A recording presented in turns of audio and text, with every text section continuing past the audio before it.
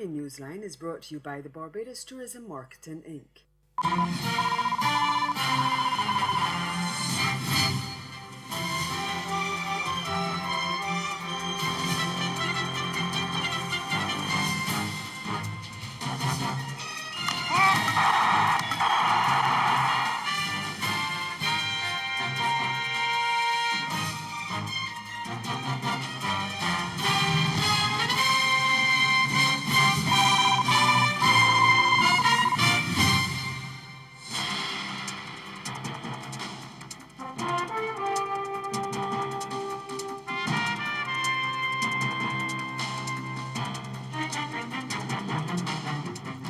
Six countries agreed to give spouses and children of Caribbean citizens similar rights.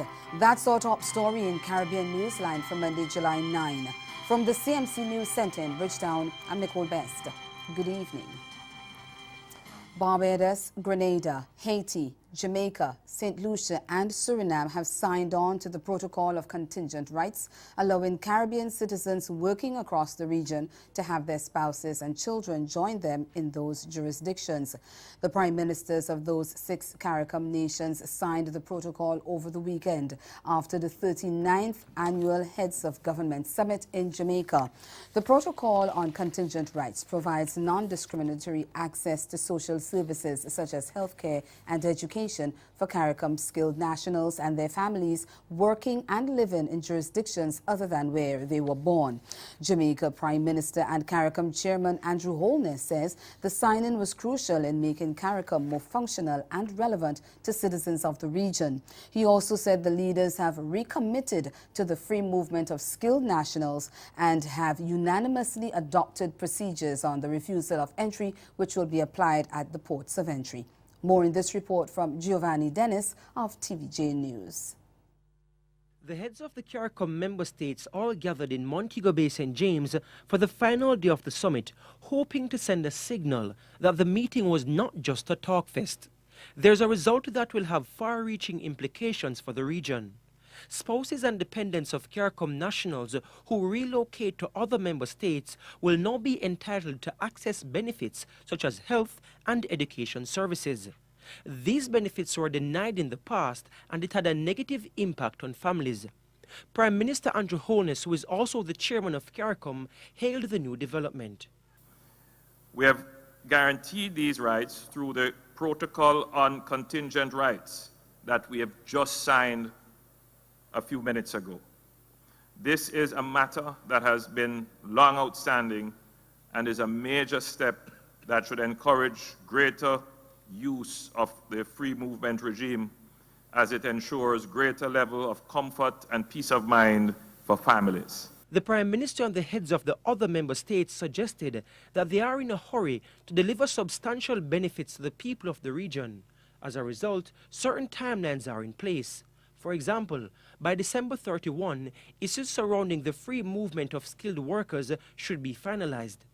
And this conference has recommitted to the free movement of skills and has agreed that all states by the 31st of December 2018 would have put in place the necessary legislative framework to facilitate all 10 approved categories of skills. Another major problem addressed was the thorny issue of refusal of entry in the respective member states. A standard policy should be in place come August 1. This will safeguard the rights of all community nationals moving across the region. A matter of note this is a matter that is of great importance to many. It was also announced that simplification is coming for the certification of skilled workers.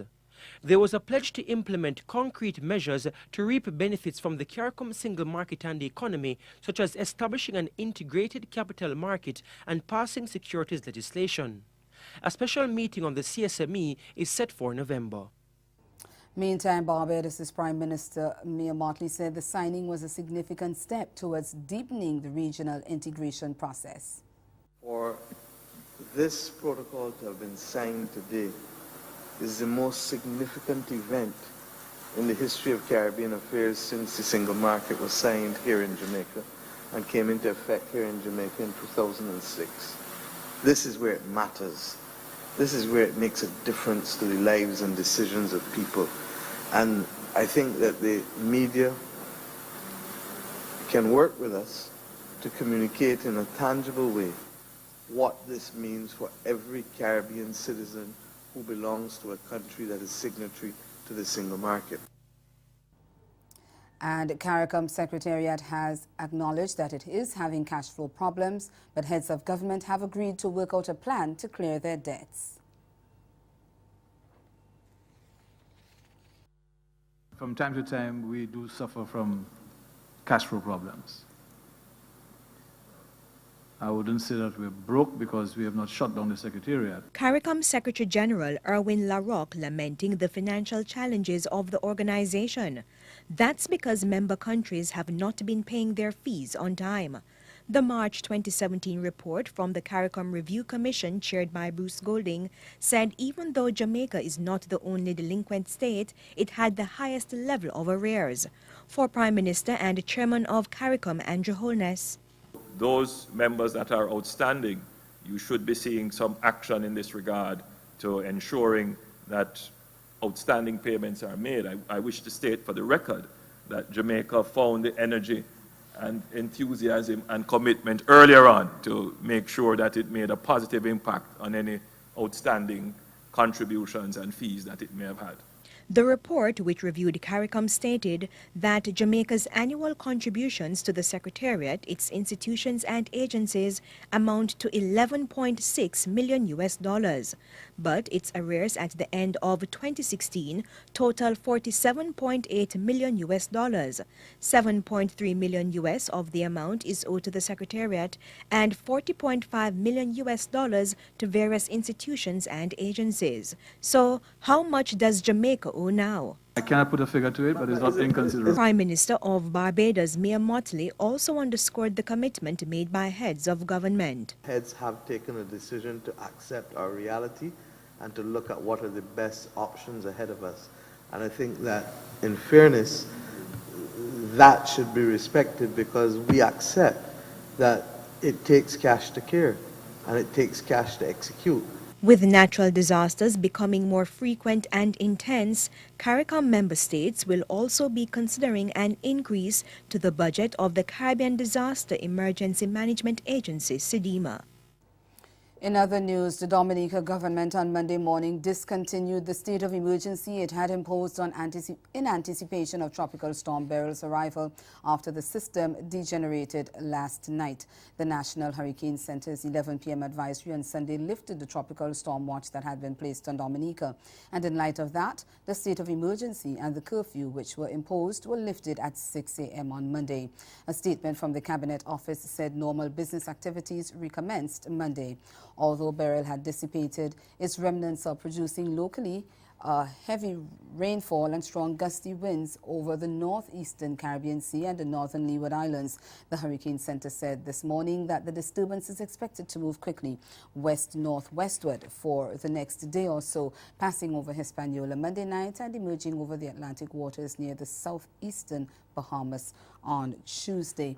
It said that while unfavorable upper-level winds and interaction with land should prevent redevelopment during the next day or so, environmental conditions are forecast to become a little more conducive for regeneration of a tropical cyclone on Wednesday or Thursday, when the system is forecast to return northward near the Bahamas and the western Atlantic. Well, Puerto Rico is feeling the effects of Beryl's remnants. The low-pressure system has caused heavy rains and gusty winds, and there are reports of overflowing rivers and landslides in different parts of the island.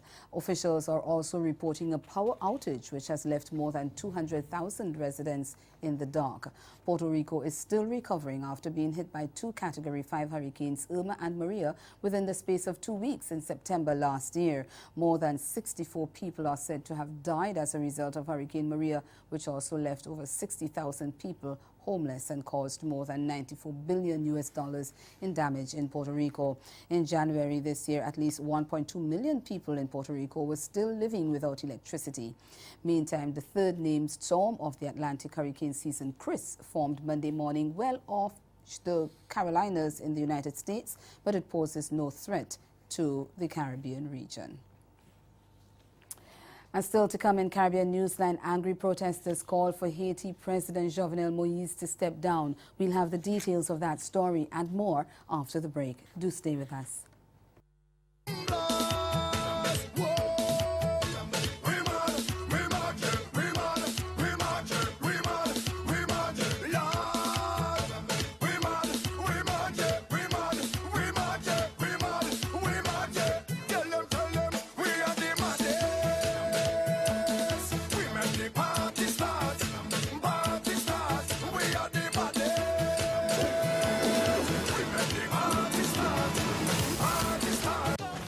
Passion for what she believes is unmatched.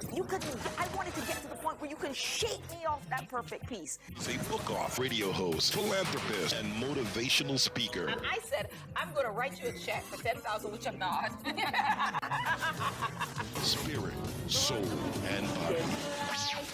To get them some help through the transition. I'm Karita D, and you're listening to Girlfriend Get a Life. Why did you decide to represent the little guy? Well, you would appeal to me because I'm a very strong Christian person, and Jesus was helping the poor, he was helping the maimed, he was helping the injured, and so those are my clients. The same people that Jesus was helping and healing, those are my clients, and so I feel good about that. It's very rewarding, really, to take someone who's got no hope.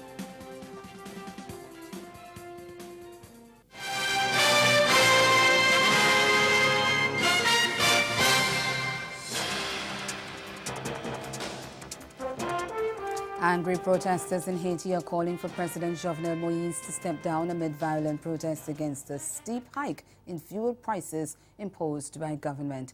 At least 4 people were killed during the demonstrations. Protesters set fire to cars and blocked roads in the capital Port-au-Prince as well as other towns.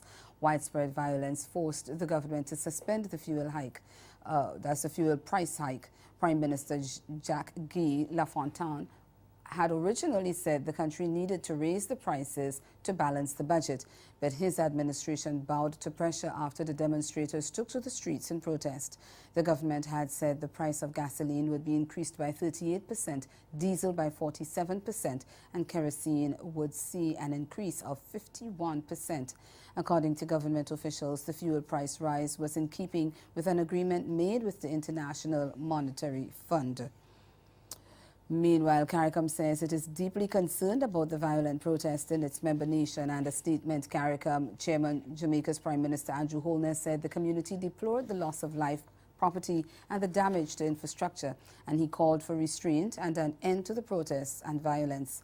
It said the issues that triggered the protest could only be resolved in a calm atmosphere. Holness said CARICOM looks forward to a return to normalcy and welcomes the support of the United Nations in monitoring the situation in the interim.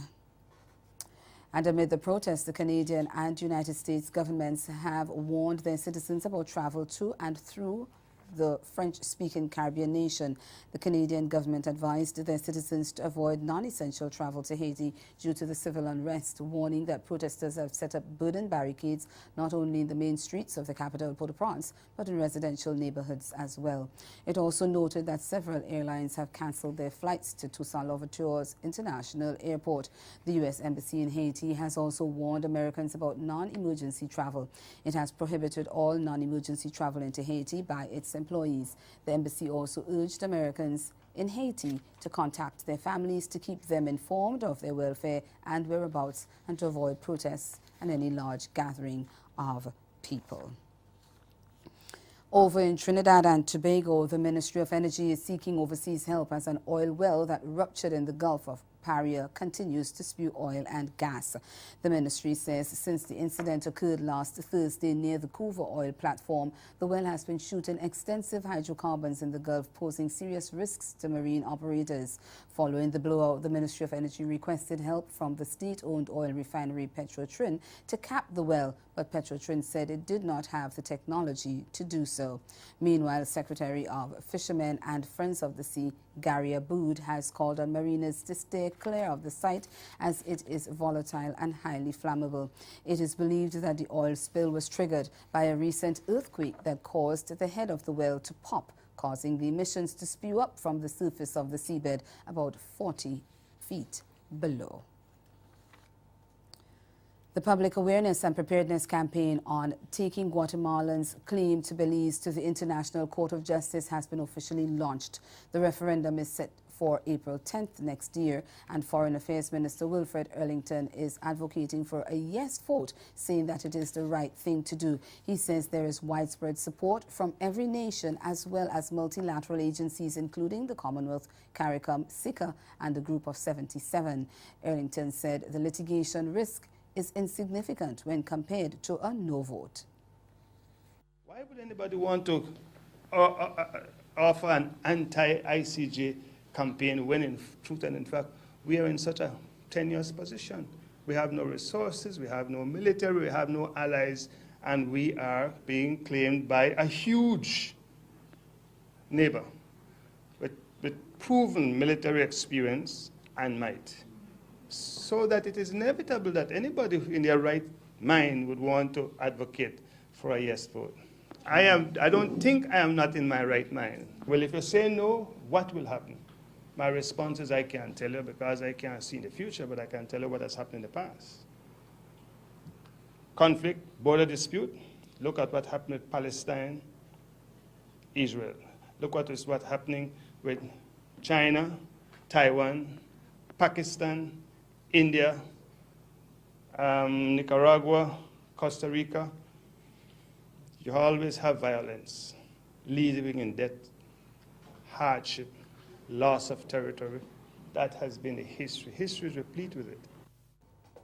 And ahead in Newsline Sport, West Indies batsman and a bowler make it into the top 20 of the ICC players' rankings. We'll tell you who and exactly where in the rankings they are when we come back. Stay with us. Sport is next.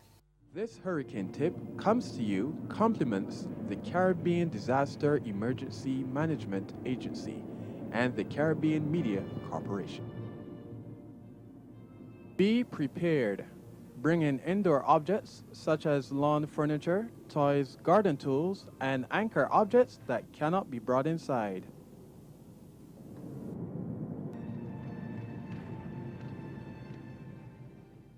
I finished! First time! No, I don't feel my life. Waiting around, through ups and downs, waiting on something to happen. I just said, yeah, no, not tired at all. It's 12 and a half minutes. It's a short race. You know, sometimes in France we do 75 miles in a day and full power on the speedboard. So this is awesome. Short, quick, and fast. When you buy a ticket on Liat, outside of the taxes paid, you're getting more than just a flight. You're getting well-trained, qualified, competent crew. The newest, fuel-efficient, environmentally friendly aircraft. The best aircraft maintenance process and people to get you there safely. More destinations and connections with partners than any airline in the region. All so that we can connect you to special moments with friends and family, festivals and fun. We connect you to your business associates, which helps you and the region's economies to grow. So there is more to the fare than the flight. Liat, the Caribbean Airlines, more than connecting the region.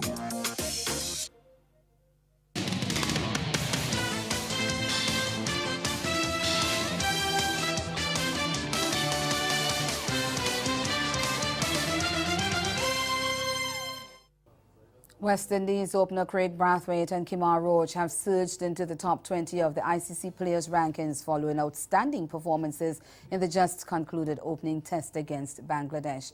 In the latest test rankings released Saturday, Brathwaite had moved up 5 spots to be 16th in the batting charts, while Roach jumped 4 places to 20th in the bowling category.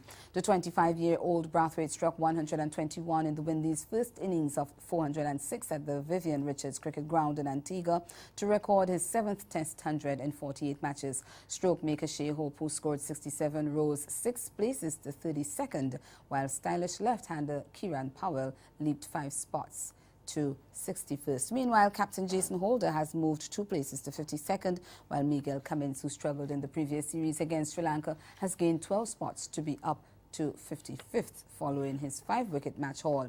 Speedster Shannon Gabriel has been installed at 11th after picking up an incisive 5-wicket haul in the second innings. Australian star Steve Smith currently serving a ban from international cricket heads an unchanged top 10.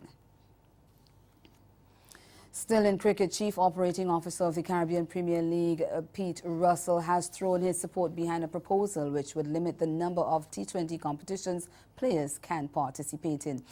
At its annual conference in Dublin over the weekend, the Chief Executive Committee and the International Cricket Council Board discussed the issue, and a broad consensus was reached that if players were allowed to participate in any number of leagues, it would affect international bilateral cricket. Due to a notable increase in T20 competitions around the world, the game's governing body, the ICC, is reportedly looking to enforce a 3-league cap on players. The decision has reportedly been backed by the majority of full members. The move is likely to hit West Indian cricketers the hardest, as they have the most popular presence among the many global leagues. The ICC is also reportedly considering making the process of obtaining necessary permissions for hosting T20 League in associate nations tougher. Double Olympic medalist Elaine Thompson will lead Jamaica at next week's IAAF World Cup in London. She will be in a 39-member squad that also includes former Olympic gold medalist Nesta Carter, who has been cleared to run in the 2-day event. TVJ's Jordan Fort reports. Thompson is one of 18 women named in the team and has been listed to contest the 100 meters and the 4x1s. Olympic bronze medalist Sharika Jackson and World Championships bronze medalist Stephanie McPherson are listed for the 200 and 400 meters respectively, while Commonwealth champion Genevieve Russell is set to contest the 400-meter hurdles. Simoya Campbell is down for the 8 and 1500 meters, Janine Williams for the women's sprint hurdles, Tisana Hickling in the long jump, Shanika Ricketts in the triple jump, Sunil Atkinson-Greer in the high jump, and Shade Lawrence in the discus. Lloydrika Cameron will contest the shot put, Katima Retty the javelin, and Naoka Clunis the hammer. Two-time Olympic champion Shelly-Ann Fraser-Price has been listed among the members for the 4x100 meters relays, along with Janelle Smith. Christine Day, Anastasia Leroy, and Tiffany James are set for the 4x4s. On the men's side, world leader Frederick Dakers will contest the discus throw, while 2013 World Championship bronze medalist Nesta Carter has been named amongst the sprint relay members. Commonwealth champion Ronald Levy should line up in the men's sprint hurdles, while Ansert White is set to go in the 400-meter hurdles. National champion Taekwondo Tracy will go in the men's 100 meters. Janoy Thompson will contest the 200, while national record holder Rasheen MacDonald is set to run the 400 meters. 2015 World Championship bronze medalist O'Dane Richards will contest the shot put, while the other throwers are Orlando Thomas in the javelin and Kanisha Rayner in the hammer. Back-to-back national champion Ramon Bailey will lead the jumps as he contests the long jump, while Jordan Scott will go in the triple jump, Clayton Brown in the high jump, and Cameron Walker-Shepherd in the pole vault. Multiple national champion Kemoy Campbell leads the middle distance charge as he will go in the 1500 meters, while Stets standout Giovanni James is set to contest the 800 meters. Kenroy Anderson and Javoy Tucker have been named as part of the sprint relay team, while Javon Baker, Ivan Henry, and Stephen Gale will form part of the mile relay quartet. The team leader will be J3's president, Dr. Warren Blake, with Maurice Wilson as head coach and Bertland Cameron, Paul Francis, and Julian Robinson as the other coaches. Lewis Hamilton shook off a first lap collision which left him last and drove superbly to finish second in his home Grand Prix as Ferrari arch-rival Sebastian Vettel won at Silverstone on Sunday. The 33-year-old Brit, who has Grenadian roots, finished just over 2 seconds behind Vettel, whose teammate Kimi Raikkonen rounded out the podium. Hamilton started on pole but squandered that advantage when a wheel spin at the start saw him fall behind Vettel, who started second, and Mercedes teammate Valtteri Bottas, who also capitalized to move into second. More frustration followed on turn 3 when Raikkonen locked up and crashed into Hamilton, leaving the reigning world champion to rejoin the contest in 18th position. But Hamilton wasted little time in slicing his way through the field, storming to 11th place within 6 laps and requiring only another 5 laps to reach the top 6. Brilliant pit stop strategies by Mercedes following 2 safety cars late in the race then saw Hamilton sneak further ahead though it was not enough to overhaul Vettel. With the victory, Vettel extended his lead in the Drivers' Championship, now 8 points ahead on 171. Leader Rocco Bowen continued his march towards the third straight Emerald Downs title with a double at the Pacific Northwest on Saturday. Riding on the 8-race car, the 29-year-old captured race 1 with Jakes a-poppin' before taking race 3 with favourite Go Martha Go. Bowen sprinted the 3-year-old chestnut Jakes a-poppin' clear by nearly 3 lengths at the halfway stage and closed strongly to reach the wire 2 3/4 lengths clear. Emerald Downs track announcer Tom Harris has the call. And runners away. Step slow at the gate was Uncle Aki. Fast into stride goes Jakes a-poppin' towards the outside. Racing away alertly is Heart Mountain at the rail. California flashes in the early chase. Span of 2 to Dream Rider. Then comes Song for the Crowd second last. 2 more to Uncle Aki, less than a half mile away. They run on for the far turn. And out front it's Jakes a-poppin', blazing the trail by a length and a half. California Flash is right behind to the outside. Dream Rider poised in third. Opening at the rail for Heart Mountain, who comes racing on now. 2.5 back to Song for the Crowd and Uncle Aki. They reach the top of the stretch. Jakes a-poppin' comes off the turn, 2.5 to the good. California Flash still in pursuit. Dream Rider the outside. Heart Mountain's at the rail, 200 yards away. Jakes a-poppin' and Rocco Bowen rolling on. Jakes a-poppin' clear by 3.5 and will prevail by 3. California Flash is second. Heart Mountain third. Song for the Crowd fourth. Time of the race, 1:03 and 54/100. And that's the sport. Stay with us. We'll be right back.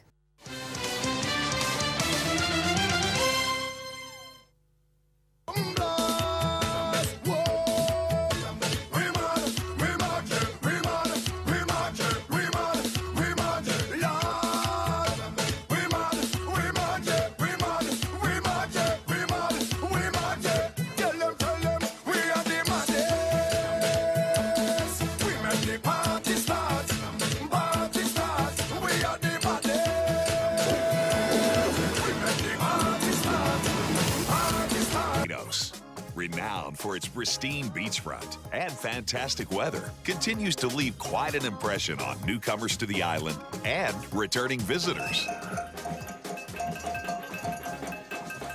The Caribbean island, quite popular as a vacation hotspot, is not only beautiful due to its natural aesthetics. The island of Barbados continues to grow in popularity because of unique connections developed with our people, our culture. We can't wait to welcome you.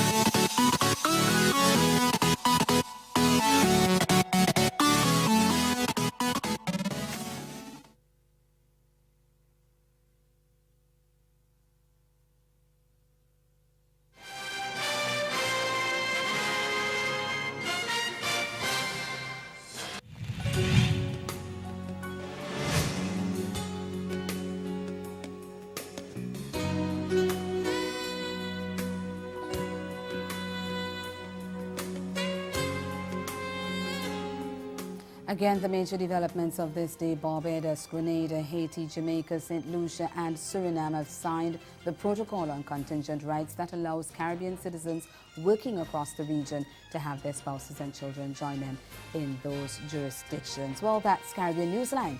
For news and sport around the clock, subscribe to CarnaNews.com. We'll be back here tomorrow, but until such time, do have yourselves a good night.